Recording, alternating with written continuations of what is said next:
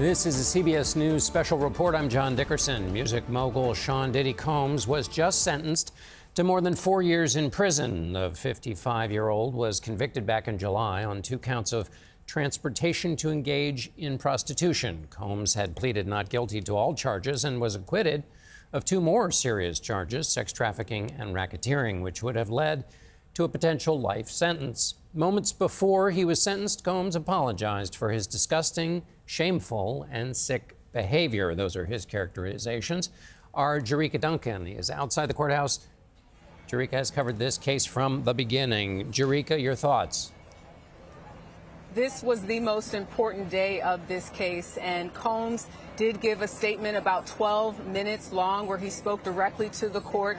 He talked about being personally responsible and apologized for what happened with his ex-girlfriends, Cassie Ventura and Jane. October is Domestic Violence Awareness Month, and he said moments ago, I want to personally apologize to all of the victims of domestic violence. He said, quote, I hate myself right now. I was stripped to nothing. And when it comes to that video of him beating Cassie, he said, I was sick on drugs. I was out of control. I needed help. I make no excuses. I knew better. But the judge had some very sharp words in response to Combs. He acknowledged that he is trying to do better and told him that he hopes that he continues that, but instantly went into rejecting attempts to characterize what happened as, quote, sex, drugs, and rock and roll. He said you abused your power and control you had over women you claimed you had loved. You abused them emotionally and physically. He said the evidence was massive. I was sitting right here, he said. We read it and we saw it. Images of gashes and bruises and broken doors, and I saw it in the video. It was savage. This is according to the judge. This is some of the comments that he made just moments ago in court. Alice Gaynor from WCBS is in the courtroom right now and sending out notes just to give us a sense of what Combs' demeanor is like right now. What is his family reacting to? I also want to note something that the judge mentioned in reference to Jane. She went by the pseudonym Jane, but this was also an ex-girlfriend. He said he referred to the brutal assault of Jane by saying, you kicked down 5 doors in her home, lifted her off the floor by her neck, punched her, kicked her, dragged her by her hair, slapped her so hard she fell down. Jane, quote, her credibility testified to those things, that she was a credible witness. So some sharp words again from the judge who just handed down that sentence, 50 months in prison. There will be time served, we believe, in consideration of that. So considering that, it might actually be 4 years. I'm just looking at a note, sentence is 50 months of incarceration. Agnifilo, which is the lead attorney for Combs, asking for more time to list facility recommendations. Also supervised release, 5 years. No reaction from Combs. He is still sitting, and there's a $500,000 fine. You can see behind me a little bit the crowd that has been gathered here pretty much all day as the family had been in and out of that courtroom. When I asked a couple of the defense attorneys how they were feeling today, they didn't have a comment. This day was very serious. They knew that going in. Not long ago in July, when it was that split verdict, they said this was a win for Combs. But the second part of that, the most important part of that, is the sentencing happening today. Again, the judge sentencing him to 50 months behind bars. Jerika, what other activity did we have today? Did we hear there were the victim statements? Was this a part of today's activities? And also, did the judge make any characterization of the final sentence relative to those harsh words that you quoted him as saying? In other words, did he match the two up? Did he say, I'm delivering this very harsh characterological verdict on you, and the sentencing matches that, or did he just not make that connection? No, he did acknowledge that the sentence that prosecutors were asking for, 11 years, was a bit of an overreach. The probation report recommended 60 months. So when you look at the probation report of 60 months, he comes up with 50 months. The prosecutors wanted 11 years behind bars.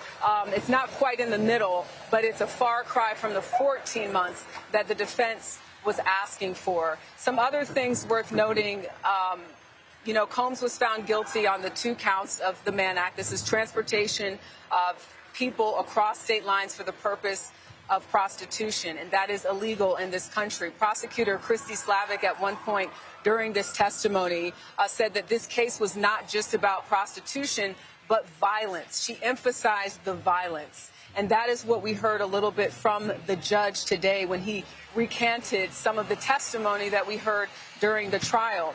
Cassie Ventura, the star witness, the ex-girlfriend of Combs, who was with him for about 10 years, released a statement before this sentencing was handed down saying, "I am so scared that if he walks free, his first actions will be swift retribution towards me and others who spoke about him at this trial."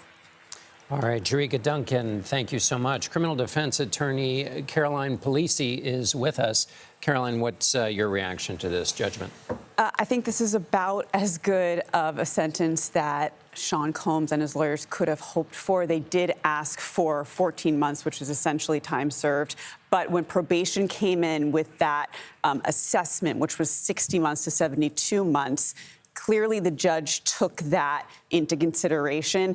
Now, he downwardly departed from that, meaning I think two things are to note here that you heard the judge say there. One is that a sentence should be sufficient but not greater than necessary to achieve the ends of justice. And so you'll often hear defense attorneys saying that.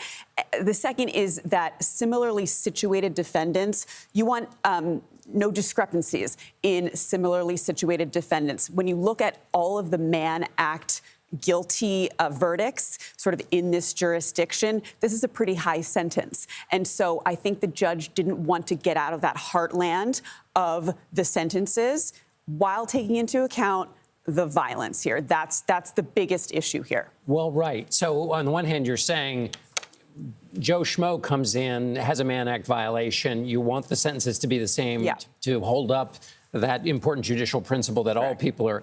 On the other hand, the judge, as Jerika went through, went on at some length about all of this other material and all of the stuff the judge mentioned. Is that a part of the Mann Act charge, or is that...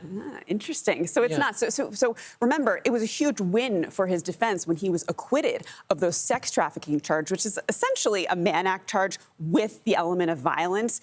And the defense actually raised a constitutional argument here in their brief, saying that, look, if you consider that conduct, the violence, the coercion that was presented by the prosecution, that's actually going against what the sentencing guidelines recommend or state, that you can't consider acquitted conduct. Essentially, he was found not guilty of that conduct, so why consider it in the sentence? The judge setting some precedent here, saying, absolutely, I can consider the evidence that was produced at trial. It's not necessarily going against those acquittals. There was obviously evidence of violence here. You can take into account his character, his demeanor. This has always been a tale of two different Sean Combs. The defense wants to portray him as, you know, a lost man who has trauma issues since his father was murdered at the age of 3, with addiction issues, struggling to get by. The prosecution paints him as sort of a nefarious, devious, really serial perpetrator of violence. So in the end here, you mentioned that the defense team will be happy with this verdict. Oh, well, look, I mean, they wanted him to walk out. I think Agnifilo said, you know, today we want to walk out. I think they may appeal on the constitutional grounds, on the grounds that they're going to say that the judge took into account this acquitted conduct and that they should only be looking at the actual violations of the Mann Act. So just to catch people up with that, so if it comes out in trial that you did X, Y, and Z, but you are then acquitted of the charges in which that information came out, the defense's argument will be the judge can't take that into consideration. Exactly. Even though it was talked about and everybody knows about it, can't do it. That would be their grounds. Exactly, because you weren't found guilty of that offense. They haven't proven it by beyond a reasonable doubt. However, forever, sentencing judges can take into account prior bad acts if they find by a preponderance of the evidence that those were committed. And so it's kind of a gray area there. But clearly this judge did take those factors into account to some degree, but then mitigated it as well to keep it within those, to keep things a little bit more consistent in terms of, you know, similarly situated defendants. All right, Caroline Polisi, thank you. CBS News legal reporter Katrina Kaufman was inside the overflow courtroom as the sentencing was read and is now outside for us. Katrina, what did you make? What's your reaction? What did you witness? I mean, what was striking when the sentence was finally read is how still Sean Combs was. He just sat there, his hands clasped, looking down, and it was such a contrast to earlier because I would say it was such an emotional day in that courtroom. When Sean Combs' kids spoke in court today, they were all crying. His lawyer, Nicole Westmoreland, was crying. Sean Combs got up there and said his own words, and his voice was really shaking. He was very emotional as he told the judge how this had affected his life, how he felt like a changed man. And even when the judge read this sentence, he began by praising Sean Combs, by talking about the work that he's done, the barriers that he's broken, how impressive it is, even at a young age, having lost his father, all that he overcome.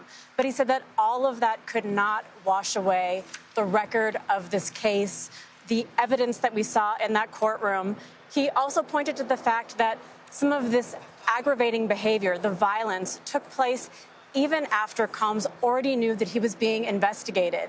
And after that Intercontinental video that we've seen so many times, Sean Combs posted this apology on Instagram. The judge said, saying a lot of what he said in the courtroom today, and yet even after that, he beat one of the women who testified in this trial. So the judge was just not convinced that his behavior had changed, and he said that this had to be done for deterrence. And Sean Combs just really sat there looking defeated. He told us in court today that he was broken. He looked absolutely distraught when his kids were speaking earlier. He was crying. He was wiping his face with a tissue. And you can see really how all of this has affected him. And now he is going to have to deal with this incarceration. And in the judge's remarks, you mentioned that, Katrina, that he started off and he sort of had a trail of the way how long did he speak for? And was he pretty much monotone the whole way, or did the judge betray any emotion in his remarks? No, I would say that there absolutely was. And I can't say how long because he was actually still speaking as I left the courtroom. He was praising the women who came and testified in this trial and the courage that it took for them to do that as I walked out. But you could absolutely hear emotion in his voice when he was talking about all of the things that Sean Combs has accomplished. You could tell that, you know, he is very impressed by all that he has done, by the work that he is continuing to try to do in the prison system. But all of that just was not enough to overcome the massive amount of evidence that he said we saw in this case, the violence, the extreme nature of the behavior, the length of this behavior. It happened over a decade with multiple victims, and all of that just was not enough to supersede him saying that he now feels remorseful for this, that he is repentant. And earlier in the day, the judge also said that he just wasn't fully convinced by the narrative that Sean Combs and his team have been saying. CBS News legal reporter Katrina Kaufman, thank you. We want to go back to Jerika Duncan, who's outside the courthouse. Jerika, there are always in these high-profile trials people who gather around, who kind of come and pick sides. What has the reaction been in the wake of this sentencing? I think you have people that have been out here, some that support Combs and are saying things like free Diddy, and then you have folks who are advocates and wanted to see him face some serious time. An attorney that I did speak to did make clear, though, that a lot of times in these federal cases, people don't necessarily serve the entire time. So again, Combs has already been behind bars for a little over a year. Then there's, I was told, 15% off for good behavior, sometimes 15% off the sentence. There's First Step Act credits to consider. There's a certain percentage that you can do for halfway house or home confinement and possibly additional time off for drug treatment programs. So in the end, we don't know exactly what that really looks like in terms of how much more time Combs will spend behind bars. But again, this judge trying to send a message saying that what he did was wrong and that he did believe the credibility of those women who testified.